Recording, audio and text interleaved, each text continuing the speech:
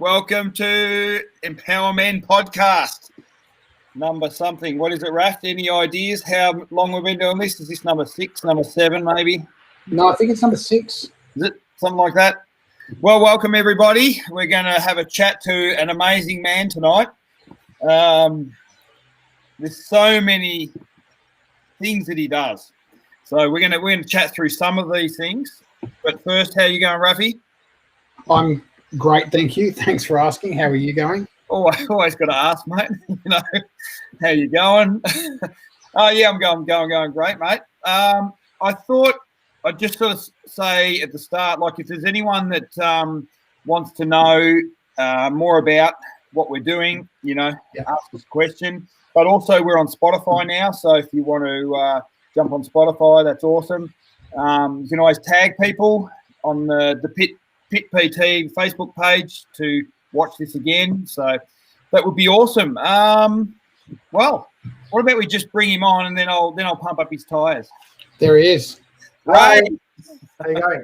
We welcome Ray tonight. Now, there's a whole list of things. Ray, you might have seen it in the promo. Ray's a husband. He's a father of 4. He's a dentist. He's a business owner. He's a charity worker. He's an opera singer. He races cars. He's a law student. And, and close to my heart, he's up on stage, bodybuilding, in fitness modeling and physique in less than 2 weeks. So welcome, Ray. How are you? I'm good. Thanks for having me on. You forgot to say that I'm an all-around nice guy. Oh, I didn't forget. No, yes, that's true. So what we do, I thought we'd just spend a little bit of time, like sort of working through some of these things because there's so much that we could talk to you about. Yep. Tonight. But I thought maybe talk to us a bit about, your heritage, where you came from, how you ended up in Warrandyte. Okay. Your family. Well, I was born in Malaysia, Chinese heritage. So, a lot of people used to have trouble with that. They go, oh, how can you be Chinese and Malaysian?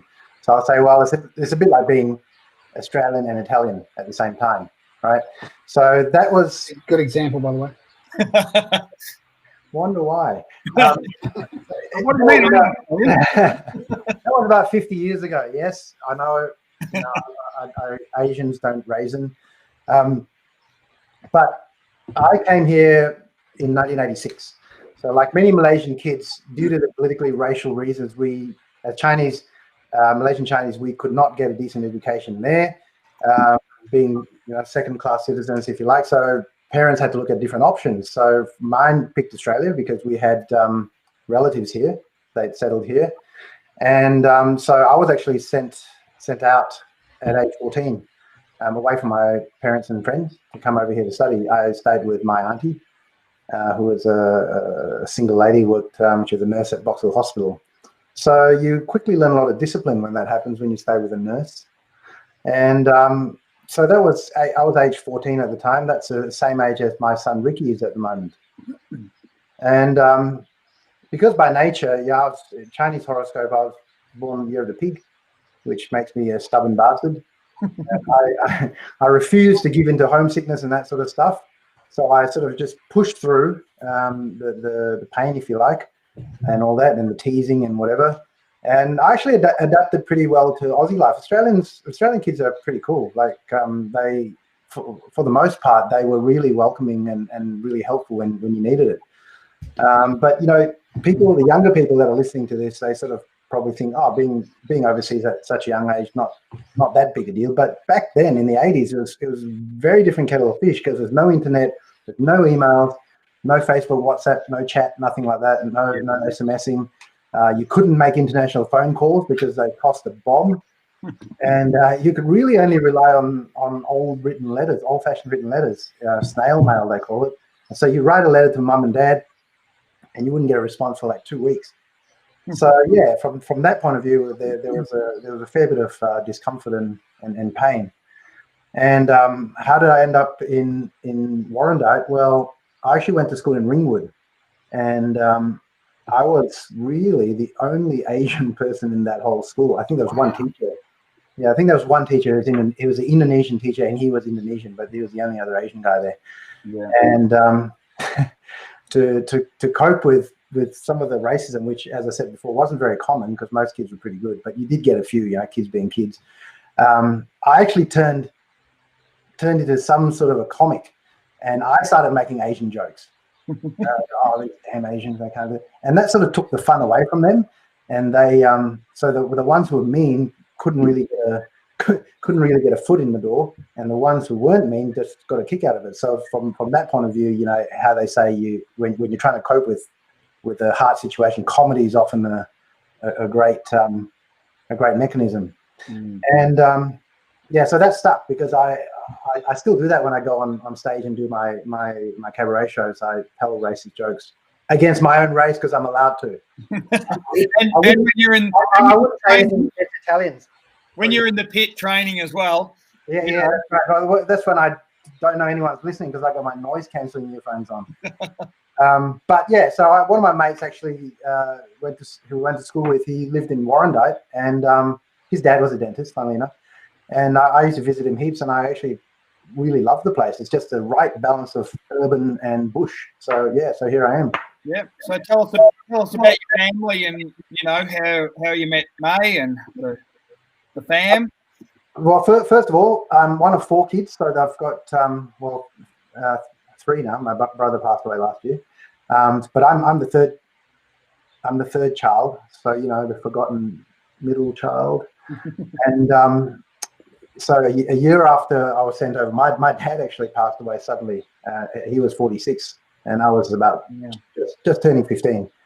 And so mum was a bit of a wreck after all that, so we had to sort of look after her as well. But we sort of sped her coming over to Australia after that happened, and there was like 6 of us living in this small 3-bedroom house in Donvale for a little while. How did I meet my lovely wife May? Well, we're in music together. She's a wonderful pianist, one of the top pianists in the country, and we actually happened to be doing a show together. And she had car trouble. The best story ever. And here I am, Mr. Hero, after a show, coming out to try and I can fix a car. I couldn't. I couldn't start it. I couldn't roll start it and anything. But to make it feel better, when we called the RACV, the guy couldn't start it either. So, which was really good. So I had to drive her home. Yay me. Yeah. Yeah, and long story short, we ended up dating, etc. And I asked her to marry me, and here we are. Nearly 20 years on. Next year will be our 20th wedding anniversary. And 4 kids later. And 4 kids later, yeah. I often say I'm married with 4 happy kids. That's exciting. Now, as a 14-year-old, though, that's pretty tough going to be sent overseas to a foreign country. And like you said, the communication wasn't the greatest then, but also then to lose your dad, to probably to miss mum is to understate it as well, because every boy loves his mum. What happened in those 3-4 years to help you grow up quick? And when you mentioned school, when you said Ringwood, what school was it? Was it it was a private school because we, being international students, we could only go to private schools. So Yarra Valley Grammar. Oh yeah, awesome school. Yeah, it was a great school. So it's a great school now. Well, I don't know no one's listening from Yarra Valley.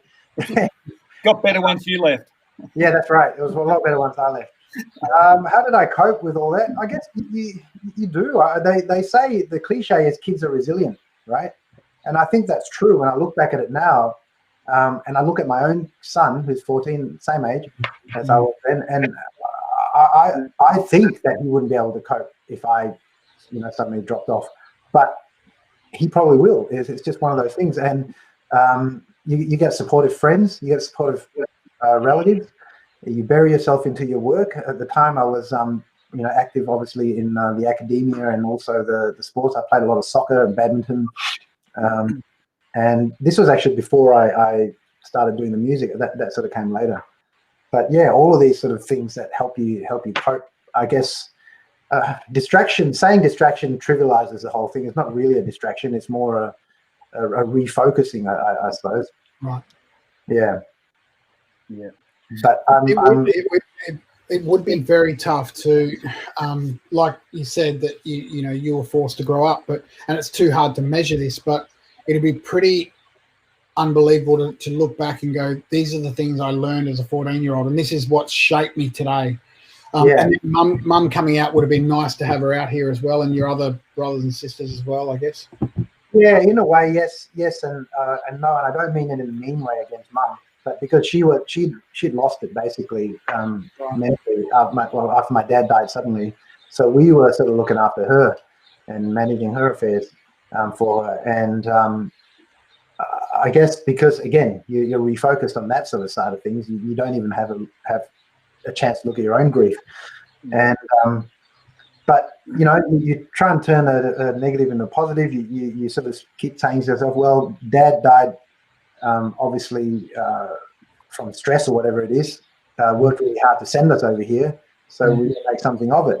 And I'm one of those guys, and it's not a cliche Asian dad thing to say, but I'm one of those guys that I don't like it when people take education for granted, because it comes so hard. And I'll talk about this later, but because I do a lot of volunteer work overseas in third world countries, and I spend a lot of time in third world villages, and a lot of those people they can't even get educated if they wanted to. Very true. Yeah. So like moving on to like your dentist era. Yeah. When did you as a young kid, you were like, I just want to look in people's mouths and fix their teeth? Oh, God, you know what? To be honest with you, I don't think any dentist on this planet ever does that. Hang on, I got to put my tool away. Just got back from work. It's a funny thing, because before my dad died, my whole childhood, I did a lot of drawing and painting and stuff like that. I was fully this artsy kid, drawing comic books and stuff, and but they always said, my dad would always say, oh, you're not going to make anything out of that, well, what are you going to become, so he kept sort of hassling me. But when you've got that burning thing inside you, the artistic side, you just keep pushing on with it. But after he died, it wasn't so much that what he said that turned my interest to health. It was actually more talking to my aunties who were nurses, and just asking how did he die, why did his heart stop, and all that sort of stuff. And it just one thing led to another, and all along then I started to shift to be more into the health field. But me being me, and Colin knows this, I'm the worst Asian student ever. I did not want to do the 7 years of medicine, so I thought, you know what, dentistry is a pretty cool thing, and I didn't realize then, what ramifications that meant. But I sort of thought, yeah, dentistry, 5 years, and I'll probably still have a lot more freedom compared to being a doctor, because in my mind then I thought, oh, doctor, you're going to be on call, you can't commit yourself to a show and stuff, because I was still doing a lot of this music stuff. So that's why I chose dentistry, because I thought, I can be in the health sciences, I can still help people, I can still do that sort of thing, and yet have the other side of the performing arts and stuff. I'm probably the first person ever who actually got accepted into Melbourne Medical School and turned it down to do dentistry. Usually it happens the other way around. No.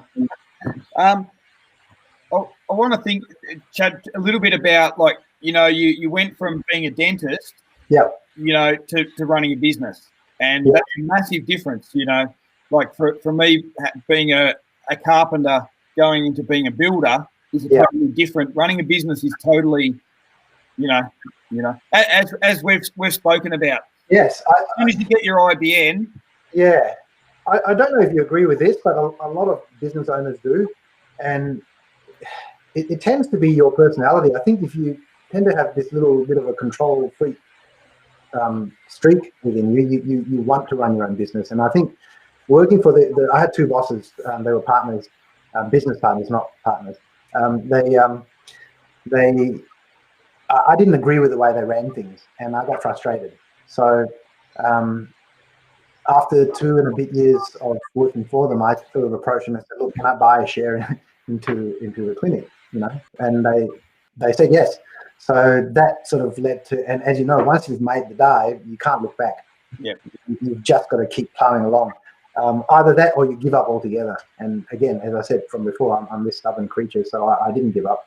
I just kept pushing on. But I tell you what, though, the first week after I signed the contract, I don't think I slept at all for that week. The amount of debt that I got into, the amount of commitment that I put myself through. But at the time, I had no kids, I had no wife, so I thought, what's the worst that can happen? Yeah. I fall on my ass and come back up again. Yeah. And that didn't happen, so it was good. I'm no regrets, as that tattoo says. Yeah. Well, this is going to interest Raph a bit more than me, but out the front, you've parked a few nice cars over your time. Maybe chat through, some of you've got a passion for cars and for racing cars around Sandown.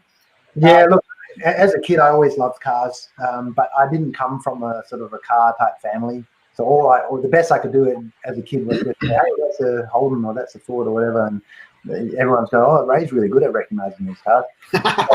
Ray's really good at helping his future wife start her car. Yeah, that's right. I'll try to start her car, but fail. But yeah, no, I love cars, and to be honest, it's a terrible habit because it's a real endless, bottomless pit where money's concerned. It's shocking. And when my first car was this 1980 Chrysler Sigma. I don't know if you know what that is. And it ran on 3.5 cylinders because one of the cylinders was not compressing properly, and it always blew blue smoke. And but I loved it. I loved it because in those cars you could just pull apart and you do stuff. And I remember carrying not empty milk bottles, 2-liter milk bottles filled with water because I know the radiator was going to leak. Just stuff like that. And fast forward, as you get a bit older and have a bit more money, you buy nicer cars, you buy a few lemons along the way. But lemons are good because it teaches you stuff. And now I've got this fleet of cars that I need to stop. I need to put the brakes on. Literally. So if you look back and say, okay, there was one car that I just loved. This was my favorite car. What would you say that was? Cole, that's like asking me which is my favorite kid. Okay, you're not listening now. Probably in terms of I guess drivability would be the Porsche 911. In terms of my sentimental love, probably my 1967 Mustang. Yeah, I regret selling that stuff. Yeah, because when I restored it, I put too big an engine in it, and I basically that's the stupid thing, like Tim the Tool Man, you just bigger the better, much more horsepower. The thing was blowing something like 500 to 600 horsepower in this 1967 chassis. It's stupid. But hey, you get high in the fumes of petrol is great. Yeah, definitely. The 67, so what's the 67 running then in terms of engine? It was originally a 352 Windsor. Yeah. But I changed it to Ford Racing 416, stroked it up to, what was it, 7 liters? something ridiculous.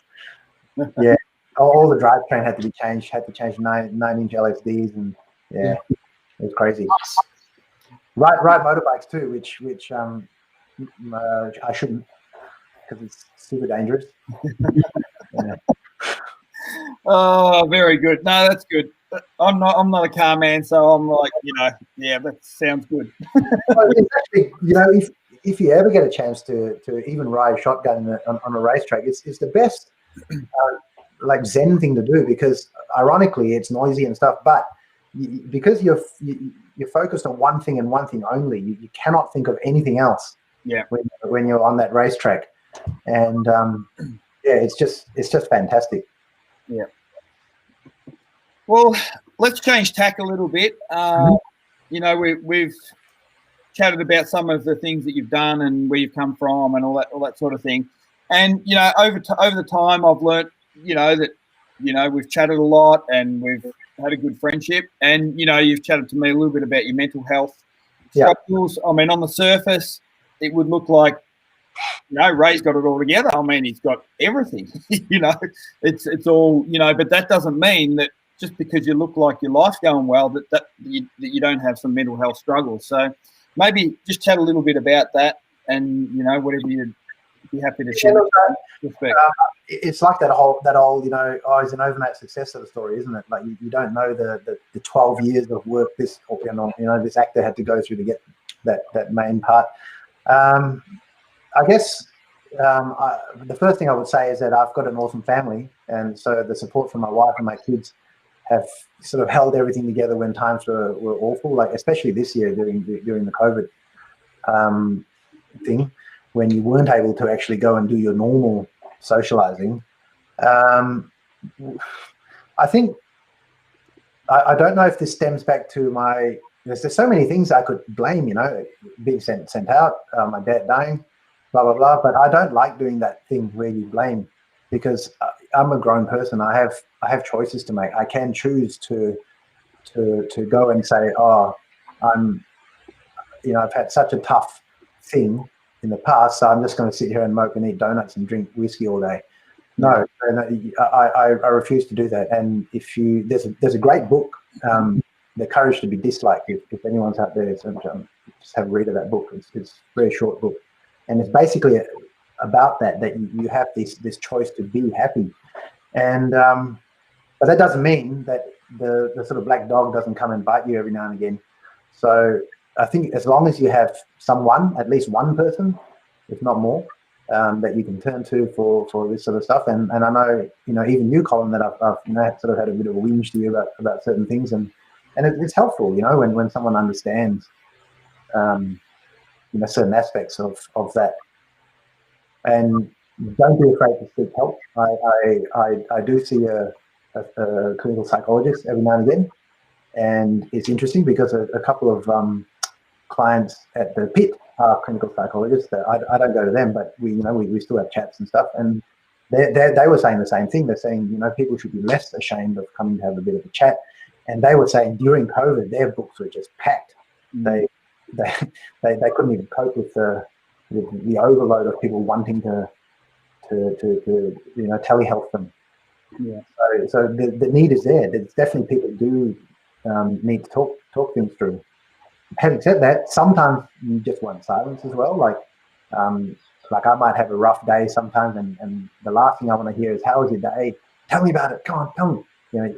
No. Sometimes you just want to sit there and zen for a little bit, and then when you want to talk, you talk. Yeah. No, for sure, and I think that's an important balance for people to try and pick up on. Yeah. Conversation. It's easy to continually blast someone. Tell me, but I think trying to be sensitive. And they're well-meaning too. They're well-meaning because they really want to help, but they don't realize that actually right at this very moment, I don't want to talk. Yeah. Absolutely. So what sort of things have you put in place to sort of, if that black dog comes running towards you, what sort of things do you, I mean, you're a bit older now, you've had some years to work with strategies and. Look, I think the what I said before about the refocusing, if you sort of try to move away from what it is that the black dog is trying to get you to focus on something else. And I'm lucky because I'm heavily involved in music, so I can turn to that. And it doesn't mean I have to perform music. I can just listen to music and appreciate it and start, getting into it. And I think a lot of us here do that anyway. Yeah. Or something as silly as turning The Simpsons on. Just something to get your mind off whatever it is. Because I think there's been a movement at some time to say that, no, you've got to get in touch with whatever it is that's hurting you. And I don't necessarily agree with that 100%, because you don't have to, not every single time that it happens. I think there's a time for it. You can, and my family knows. My wife, she knows, if Ray needs to just go to the gym, say my garage, it's not set up like the pit, but I've got a few things in there. So I just go and pump some iron and put some tunes on, or to put the TV on. So that's sort of my go-to now, to kill some hours. Yeah. not alcohol. I know some people do that, but no, that doesn't do anything. That just distracts you and makes it worse, really. That's good. Is there any triggers though in the lead up to you? Is there things that press your buttons, or that you might see some alarm bells that go off that sort of make you think, I need to really step away now? Yeah, I think so. I think one of my triggers, I guess, and it makes no sense, is if I'm in one of those moods, it's very easy to trigger me when I feel unappreciated or and I guess that comes from being a dentist too. It's quite a universal thing for dentists. Yeah. When you speak to any other dentist who might come on the show, it's one of the very, very thankless professions. And you may have heard the sort of rumor that dentists have the highest suicide rate. That's actually true in the US. I'm not sure if it applies in Australia. Because it's a very solitary profession, and it's a very negative profession because pretty much everyone that comes in tells you they don't like you. They don't want to be there, and they tell you how much they hate you. And they always say, "Oh, Ray, I really hate coming in and seeing you." Oh, nothing personal. It's not you. It's just what you do.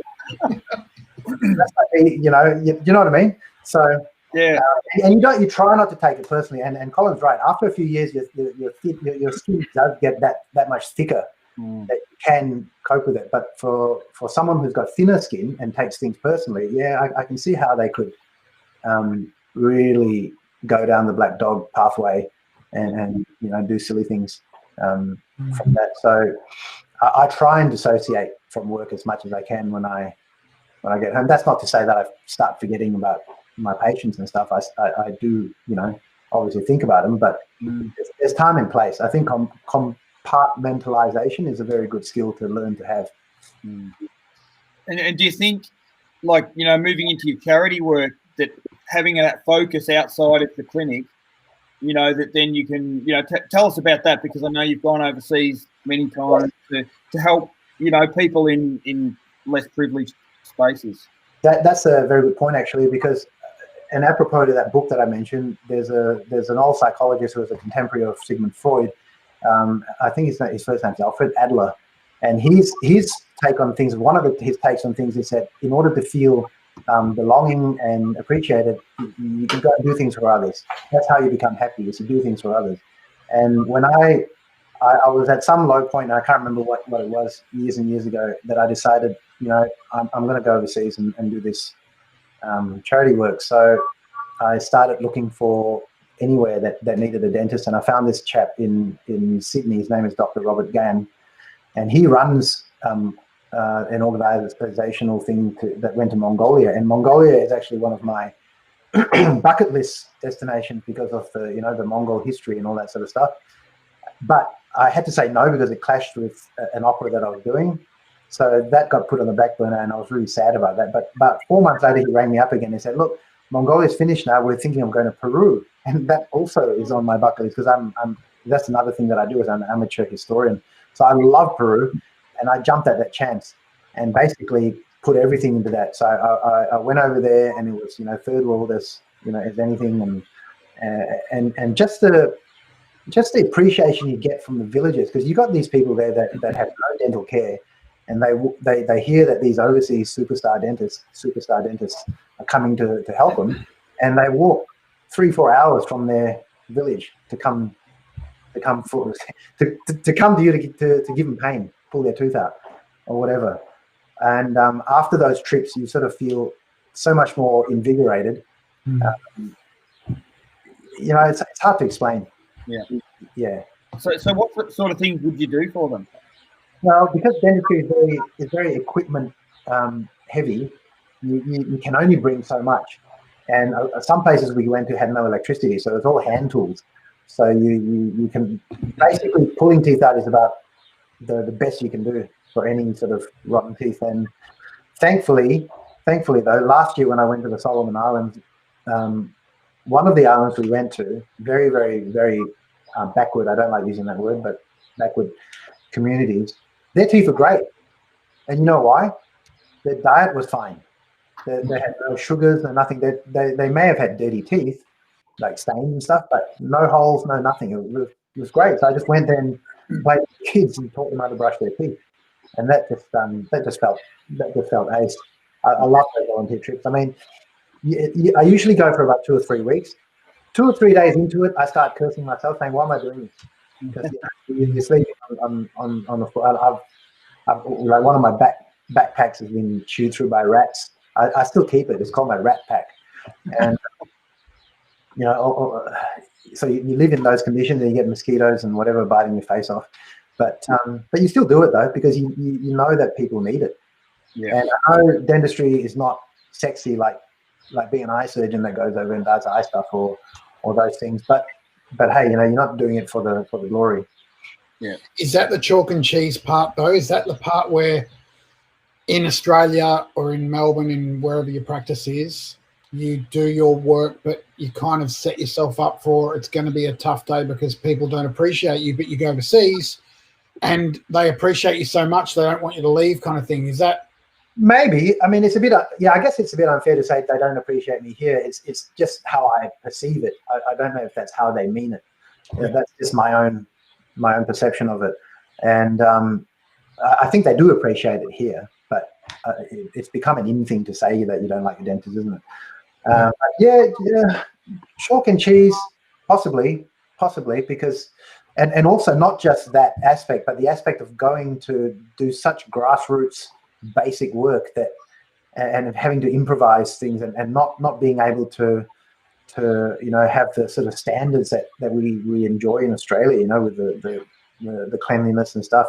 Obviously, we try and be as clean as possible over there, but you're limited. It's sort of battlefield conditions, isn't it? So, so from that aspect, you feel, I guess, more resourceful, more MacGyverish, when you go and do that sort of thing. And whereas here, you feel kind of spoiled. And obviously, like COVID's put a bit of a stop to all that at the moment. Have you got like a plan into the future? Absolutely. We had up until February, or maybe even March, we were all set to go to Mongolia this year. Back to my original. So I mean, this will be I think it's my 11th year doing this charity stuff. I would have been able to go to Mongolia this year, but because of COVID, we had everything laid out. We had the governor's permission and everything, and the people over there were still saying, up and quite late on, no, you can still come because there's no cases in Mongolia and stuff. I said, yeah, it's not the Mongolian part of it that's stopping us. It's the Australian part, and also you got to go through Korea. So yeah, or China, but I'm not going through there. Yeah. So hopefully, I don't think next year's going to happen. I think we all probably don't think any international travel is going to happen next year.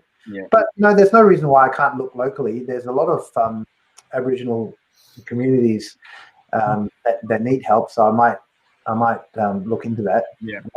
One of my fellow volunteers in the Solomons last year, she runs an Aboriginal, I guess, charity work cafe over in Bright, where they employ, sort of wayward, is that a right word to use? The youths to work there, train them up to become baristas and hospitality stuff. It's fantastic work that they do. Yeah, it's fantastic work what you do, Ray. I mean, I'm just loving learning the very little that you're telling us about it. It's brilliant. Adrian Hargrave says, my favourite dentist. You are? I remember him. Thank you very much. Well, Ray, I've learned something new about you tonight too, that you're an amateur historian. I don't even know what that means, but yeah, it's something I don't really publicize a lot because people look at you funny. It's not on your business card. Yeah, I love history. I hated history when I was in school. I hated it. Yeah. Maybe it's the way they taught it, or maybe I was just a bad student. Probably the latter. But now people ask me, oh, do you know what books do you read? And people often, they quote novelists and all that sort of stuff. But I don't read novels. I read, non-fiction stuff. Yeah. And a lot of this sort of historical stuff. It just fascinates me. It's not because I'm trying to pass any exam or write a thesis or anything like that. It's just fascinating. And one of my things that I'm trying to push is for us as a world to look at history from a global perspective, not just from a Eurocentric perspective. I'd love for that to happen in future generations.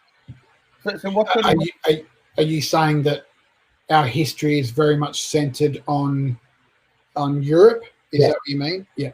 Okay. Because how we are taught, Greeks, and then the Romans, Romans, the Industrial Revolution, and there's no mention of what's happening elsewhere in the world.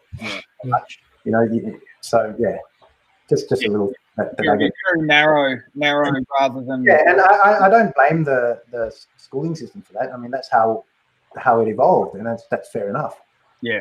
But the world is so small now, isn't it? Yeah. And we're getting so many wonderful people from all over the world now lending their voices to different things, and it's nice to be able to hear those stories. Like one of my favorite books is it's called The Chronicles, and it lays out each year like a newspaper.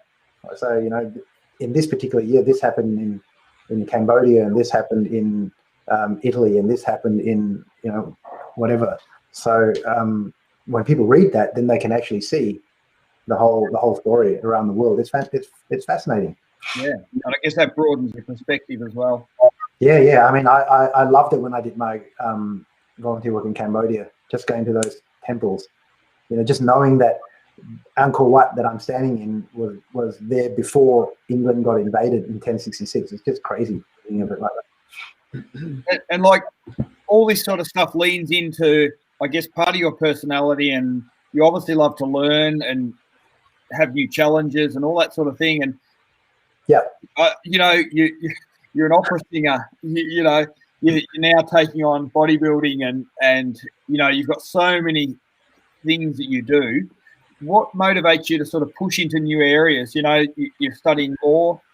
There's a whole range of different things that we could look at, but. Yeah, it's interesting, isn't it? I'm sure my psychologist will have a field day with that one. I haven't actually asked her yet what she thinks of why I do all this stuff. But I think, in a nutshell, I enjoy it. I enjoy taking on these projects and keeping myself busy and stuff. I guess in Chinese, we'll say I've got an itchy bottom. So, just got to keep moving. You don't want to sit on the couch. Yeah, that's right. It's funny when I go on holidays. On occasion, it'll take me ages to actually be on holiday. Like May will tell me, "Come on, just so." But she's the same too. She's always running around doing stuff as well. So I guess that's why we match. But I'd love to be one of those people that could just sit by the pool. Yeah. But I can't. It's just not in my nature. And it's no right or wrong to it. It's me. Yeah. What's funny about this conversation, though, because we're talking to three very busy guys, right? We're all extremely busy, all of us. Yeah. Is that the busy people want to be more laid back, and the laid back people look at the busy people and go, "I wish I was more driven than those people." There's not necessarily a right or wrong. It's personality. The fact is, I'm sure you're inspiring people. This is what Mitchie Thomas has said on Facebook. This is what he said. He said, "Raymond, you're a legend, a family man who focuses on family. Something us young blokes to aim at. Hope that when we are where you're at, we are half as accomplished as you are." That's pretty special. That's pretty inspirational. That's very special. Thank you for that. Thanks for making me sound old too. You are old. But I'm younger than you, Colin. By that much. by that much. We're gonna have a 100th birthday next year. That's it. We're gonna have a century next year, Colin and I. So. Yeah. Now you're into your business. We've talked about business. We've talked about you. You're an amateur historian. In your words, you love to sing and stuff. You're an opera singer as well. Yeah. Tell us about that. That sounds fascinating. Well, not in the shower. Yeah. Well, I started singing like in as a kid. You hide in your room because you're embarrassed. You don't even hear you. And then when I got to high school here, they wanted some male performers on stage because it's hard to get males to perform. Yeah, you run a show and it's all girls. So Yarra Valley's very driven by the arts, right? Yarra Valley's very musical and they are now. I think back then they weren't so much, but they wanted to be. So I joined the school musical, and then from there, then I was there I did two shows there, and then I went to university. And when I got to university, that I wasn't doing any shows. So I thought, oh, I'm getting a bit like bored not doing shows.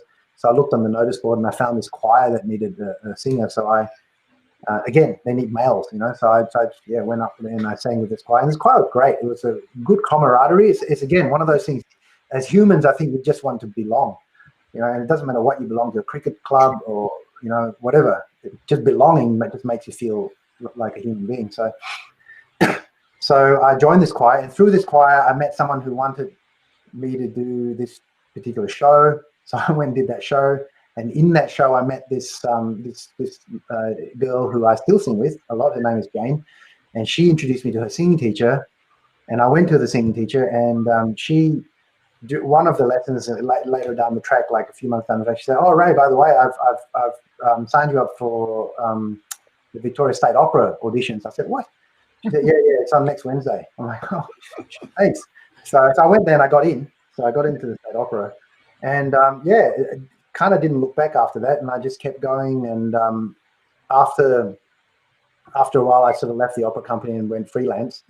So I tend to like doing more indie sort of independent productions now, which I was supposed to do as we speak now in La Mama. But because of COVID, that's got pushed back to February next year now. It's an original piece by an Australian composer. So, and I do a lot of shows with my wife. We do a lot of cabaret shows. She plays the piano. Wow.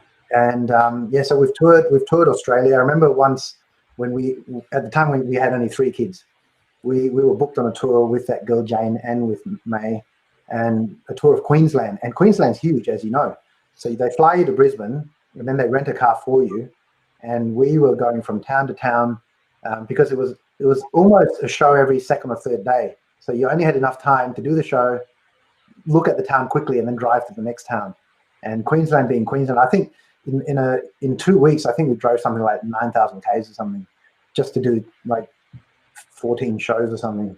So those were sort of like, when I look back, I thought, God, that was irresponsible parenting. I mean, driving in the middle of the night with 3 kids in the back. But we all survived, and it was a good experience. And these days I don't do as many shows as I used to, because obviously, you sort of give up a lot of your own time for your kids and drive them to stuff, which I do not regret at all.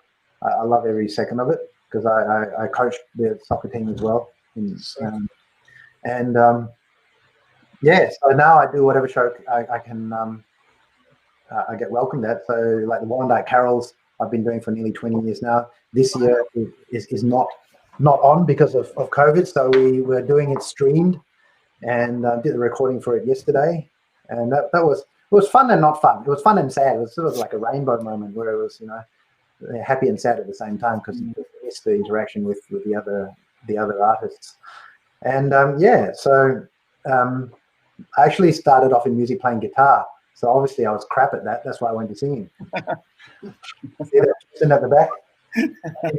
But that's pretty amazing. I mean, I'm going to retract a comment I said before, Cole, where I said we're all busy. When I just heard him talk then, he takes busyness to a whole new level. Like, we're busy, but that's almost Nutsville right there. That's crazy busy. I'm crazy. It's like that Beatles 8 days a week, isn't it? I was thinking he probably only gets 2 hours sleep. not good for training, is it, Cole? Yeah, it's not good for training. Well, he said that before, that after you said, Ray, that after you signed the business, you didn't sleep for a week. That's because you had so much on. You were coaching, you were doing your historical work. Amazing. I don't know how you, like, again, I've only just started talking to you for the last 44 minutes, and I don't know how you fit everything in. That is unbelievable. But in saying that, it must be nice to model that to your kids, that yes, you work hard, but you also give to people who need it overseas and give to charities. And, the average person probably thinks, I can't go overseas, that's all right, I'll take a rest, but not you. You're now scouring around for different locations here in Australia to do the same thing. Yeah. Oh, look, I hope it makes a good impact on them, but, they are their own people, so they'll make their own decisions on what they will and won't do. And I think whatever they do, they're going to be great at it. And all I can do is be me, and I try and lead a good example, I guess. But what more can you do with your kids? I don't want to be that that tiger, what do they call it, tiger mum or tiger dad, whatever, and say you must do this and that, and the Asian 6 subjects at year 12 and all that sort of stuff. And I don't want to be typecast into that role. So my oldest just finished year 12 in one of the probably toughest VCEs, you know. Oh, absolutely. And you know, she seems to have come out smiling on the other end, but it was tough for her during the time, and I really felt for her. But you know, you want to help, but what can you do? Yeah. Well, I think you're a great example of a dad and a guy. And I'd ask, we're almost ready to wrap it up, but have you got something that you could sort of, we ask this of every person, that, you know, what's one piece of advice you could sort of give to someone, you know, someone maybe younger, someone who's, you know, getting life? Well, I do get a lot of young business owners coming to me to ask for mentorship, and I'll tell them the first thing you want to do is you've got to measure yourself with your own ruler, right? Don't ever feel that you need to compare yourself with anyone. And I think the trouble with social media, and I know we're on social media now, you know, the trouble with it is that it makes people, because people post up all their, you know, great stuff, their great cars, houses, you know, their look and all that sort of stuff, and it makes some younger folks think, oh, you know, I need to be that, I need to achieve that. And be patient. You've got to be patient to get anywhere. You know, you want to get a 6-pack. You want to get, you know, whatever. You've got to be patient. It's not going to happen just like that. There's no shortcuts in anything. Be patient and just measure yourself with your own ruler. When I go on the racetrack, that's what we do. We just time ourselves. We're not actually racing against the guy next to you. Yeah, and you just, you know, that's what you do in life, I think. And you try to better yourself each and every time. Yeah. No, that's really awesome advice. I thought it was going to be, well, just get yourself an ABN and you'll automatically make money. Yeah, that's right. You know, that's what we all joke about. Yeah, that's right. Oh, yeah, and floss your teeth. Yes. Actually, for my business sake, don't floss. No, I didn't say that. Everyone will come down hard on me on that one. Speaking about your business, where can we find you? Oh, why don't you want a good dentist? Yeah, no. Yeah, I'm in Collins Street, so I'm a Collins Street dentist, but not that Collins Street. Collins Street in Diamond Creek. Diamond Creek. Yeah, Right. So yeah, come in. I do all aspects of dentistry. So what's the name of your business? Just called Diamond Creek Dental Clinic. Original, right? You really branched out. Yeah, I really branched out there. I was really imaginative with that one. My dentist used to be called Dr. Shinewell, so there you go. Oh, I love that name. It was his stage name. Yeah, I reckon. Very good. Well, thanks for joining us tonight. Absolute pleasure. Thanks for having me on. I could talk forever. I told you needed a 5-hour show. Yeah. No, it's awesome. And Rafi, who have we got up next week? Well, we're going to try and get Simplice. I think he's going to be locked in. Simplice Rehoboam, a lovely young man who's just retired from weightlifting full-time, but he's been at the Khong Games a couple of times and the Olympics for 2 different countries. So he's quite a standout weightlifter. Got a story to tell us. He's a tank. He's a tank, man. Like Ray. That's it. Like Ray. Like All right. Well, I think it's time to wrap it up and call it a night. So thanks, guys, for all of that. And yeah, thanks for everything, Cole. You're actually a very inspirational guy yourself. Oh, appreciate it. Totally, you are. And so when you become that Hollywood trainer to the start, don't forget us small people back here. Okay? You'll be there with me, mate, cleaning my teeth. That's it. Don't picture that. All right, thanks heaps, you guys. You guys have been great. Cheers for that. Have a good night. All right. Catch you later. See you all. See ya.